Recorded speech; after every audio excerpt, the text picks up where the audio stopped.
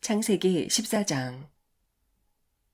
시날왕 아므라벨, 엘라살왕 아리옥, 엘람왕 그돌라오멜, 고임왕 디달, 이렇게 네 왕과 소돔왕 베라, 고모라왕 비르사, 아드마왕 시납, 스보임왕 세메벨, 벨라라고도 하는 수알왕, 이 다섯 왕 사이에 전쟁이 벌어졌다. 다섯 나라 왕들이 지금의 사해인 시딤 계곡에 모여 동맹을 맺었다. 그들은 12년 동안 그돌라오멜에게 조공을 바쳐오다가 13년째 되던 해에 반기를 들었다. 그러자 14년째 되던 해 그돌라오멜이 자신과 동맹을 맺은 나라의 왕들과 함께 동맹군을 이끌고 쳐들어왔다. 그돌라오멜은 아스드롯 가르나임에서 르바 족속을, 함에서 수수 족속을, 사회 기랴다임에서 엠 족속을 쓰러뜨렸다. 그돌라오멜은 또 세일 산악지대에서 호리 족속을 쳐부수고 광야 가까이에 있는 엘바란에 이르렀다. 그돌라오멜 동맹군은 북쪽으로 방향을 바꾸어 엠미스밭, 곧 가데스로 쳐들어가 아말렉 족속에 살고 있는 전 지역을 짓밟았다. 그들은 또 하사손 다말에 살고 있던 아모리 족속도 모조리 쓰러뜨렸다. 그러자 소돔 왕과 고모라 왕과 아드마 왕과 스보임 왕과 벨라라고도 하는 소알 왕이 연합군을 형성하여 함께 군대를 이끌고 시딤 계곡에 모였다. 그들은 그돌라오멜 동맹군에 맞서 싸움을 벌였다. 이들 다섯 나라의 왕이 북쪽의 네 나라 왕인 엘람왕 그돌라오멜과 고임왕 티달과 시날왕 아므라벨과 엘라살왕 아리옥을 상대로 시딤 계곡에서 싸움을 벌인 것이다. 시딤 계곡에는 역청 구덩이가 곳곳에 많았다. 소돔 왕과 고모라 왕이 싸움에 밀려 도망칠 때 그들의 군사들이 거기에 빠지고 나머지는 산으로 도망쳤다. 네 나라의 왕들은 소돔과 고모라를 마구 짓밟았다. 그들은 두 성읍 안에 있는 재물과 양식을 모조리 약탈해갔다. 당시 소돔에 살고 있던 아브람의 조카 롯도 재산을 약탈당하고 끌려갔다. 그때 중간에 도망쳐 나온 한 사람이 히브리 사람 아브람에게 달려와 그 모든 사실을 알렸다. 당시 아브람은 아모리 사람 마므레의 땅인 상수리나무 숲 근처에 살고 있었다. 마므레는 에스골과 아넬의 형제였다. 이들은 모두 아브람과 동맹을 맺고 가까이 지내던 사람들이었다. 아브람은 조카 롯이 사로잡혀갔다는 말을 전해 듣고 집에서 사병으로 훈련시켰던 318명을 이끌고 급히 단까지 쫓아갔다. 아브람은 병력을 여러 패로 나누어 캄캄한 밤에 그들을 습격했다. 그들은 넋을 잃고 허겁지겁 도망쳤다. 아브람은 그들을 다메섹 북쪽에 있는 호바까지 추격했다. 아브람은 조카 롯뿐만 아니라 빼앗겼던 롯의 재산과 아낙네들 그리고 붙잡혀갔던 사람들까지 모두 되찾아왔다. 아브람이 그돌라오멜과 다른 나라의 왕들을 쳐부수고 돌아오자 소돔 왕이 왕의 계곡이라고도 불리는 사회의 계곡까지 마중 나왔다. 살렘 왕 멜기세덱도 빵과 포도주를 가지고 아브람을 마중 나왔다. 멜기세덱은 지극히 높으신 하나님을 섬기는 제사장이었다. 멜기세덱이 아브람을 축복했다. 하늘과 땅을 지으신 하나님, 지극히 높으신 하나님, 아브람에게 복을 내리소서. 아브람의 손에 대적들을 넘겨주신 지극히 높으신 하나님께서는 찬양을 받으소서. 아브람은 자기가 되찾은 전리품 가운데 10분의 1을 멜기세덱에게 주었다. 소돔 왕이 아브람에게 말했다. 되찾아온 전리품은 전부 가지셔도 좋소. 하지만 우리 성읍 사람들은 저에게 돌려보내 주셨으면 하오. 아브람이 대답했다. 하늘과 땅을 지으신 하나님, 지극히 높으신 주 하나님께 내가 손을 들어 맹세하오. 나는 당신의 것을 어느 하나라도 차지하지 않을 것이오. 시로라기 하나, 신발 매는 끈 하나도 취하지 않을 것이요. 왕께서 내가 아브람을 부자가 되게 했다고 말씀하시지 않도록 할 것이요. 나는 다만 내가 거느리는 젊은이들이 먹은 것만은 챙길 것이요. 또 나와 동맹을 맺고 같이 싸우러 나간 아넬과 에스골과 마므레의 몫은 챙길 것이요. 그들에게는 그들의 몫을 취하도록 해주시오. 15장. 이런 일이 있은 뒤 주께서 환상 중에 나타나 아브람에게 말씀하셨다. 두려워하지 말라, 아브람아. 나는 너의 방패다. 내가 네게 큰 상을 베풀겠다. 아브람이 말했다. 주 하나님, 주께서 제게 무엇을 주시렵니까? 주께서 아시다시피 제게는 자식이 없습니다. 저의 상속자가 될 사람이라고는 저의 종인 다메섹 사람 엘리에셀 뿐입니다. 아브람이 말을 이었다. 보십시오. 제게는 자식이 없습니다. 우리 집에서 태어나 자란 이 종이 저의 상속자가 될 것입니다. 주께서 아브람에게 말씀하셨다. 아니다. 그 종이 내 상속자가 되지는 않을 것이다. 내 몸에서 태어난 자식이 내 상속자가 될 것이다.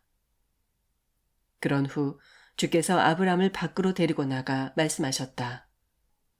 저 하늘을 쳐다보라. 하늘에 저렇게 총총히 반짝이는 별들을 네가 다 셀 수 있겠느냐.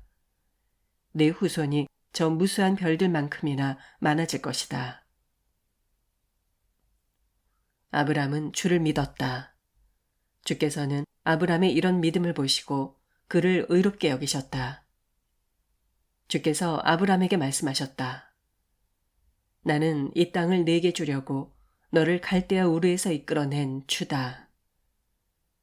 아브람이 주께 여쭈었다. 주 하나님, 제가 이 땅을 대대로 차지하게 된다는 것을 어떻게 알 수 있습니까?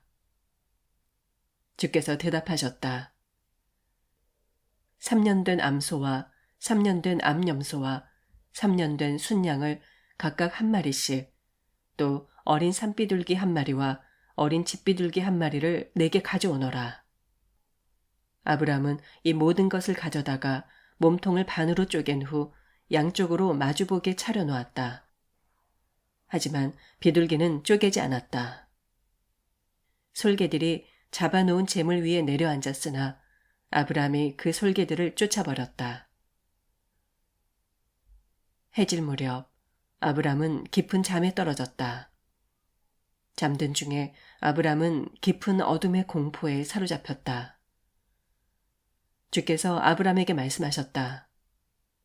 아브람아, 잘 들어두어라. 내 후손들이 이방 땅에서 나그네 신세가 될 것이다. 내 후손들은 그 이방 땅에서 종살이를 하게 될 것인데 그 이방 나라 사람들은 400년 동안 내 후손들을 혹독하게 부려먹고 괴롭힐 것이다. 그러나 내가 내 후손들을 억누른 그 나라를 벌할 것이다. 그러면 내 후손들은 많은 재산을 가지고 그곳에서 빠져나오게 될 것이다. 너는 오래 살다가 평안히 죽어 땅에 묻힐 것이다. 내 후손들이 이 땅으로 돌아오려면 4세대는 지나야 할 것이다. 그때까지는 아모리족 속의 죄악이 가득 차지 않을 것이므로 내가 그들을 쫓아내지 않을 것이기 때문이다. 해가 져서 주위에 어둠이 깔릴 무렵이었다.